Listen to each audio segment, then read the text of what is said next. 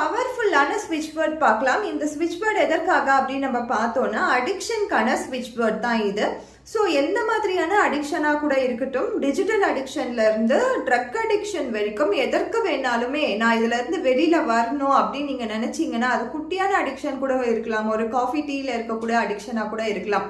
நான் இதுல இருந்து வெளியில வரணும்னு நீங்க நினைச்சீங்கன்னா கட்டாயம் இந்த ஸ்விட்ச் வேர்டை, இந்த பவர்ஃபுல்லான ஸ்விட்ச் வேர்டை நீங்க பயன்படுத்தி பாருங்க, உங்களுக்கு பெட்டரான ரிசல்ட் கிடைக்கும்.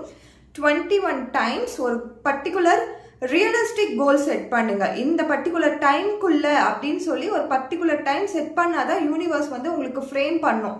இதுக்குள்ள இருந்து இவங்க வரத்துக்கு ட்ரை பண்றாங்க, நானும் இவங்களுக்கு கூட சேர்ந்து முயற்சி பண்ணி தரேன் அவங்களுக்கு இது கண்டிப்பா நடக்கிறதுக்கு அப்படின்னு சொல்லிட்டு.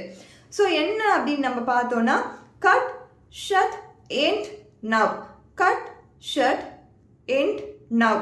ஸோ 4 வார்த்தை தான். இதை நீங்கள் ரிப்பீட்டடாக உங்களுக்கு எப்பெல்லாம் டைம் இருக்கோ, எப்பெல்லாம் உங்களால் முடியுமோ நீங்கள் ரிப்பீட்டடாக சொல்லிகிட்டே இருங்க. கண்டிப்பாக இந்த அடிக்ஷன் அப்படின்ற ஒரு விஷயத்துல இருந்து வெளியில் வரலாம். நான் மறுபடியும் ரிப்பீட் பண்ணுறேன். Cut shut end now, cut shut end now.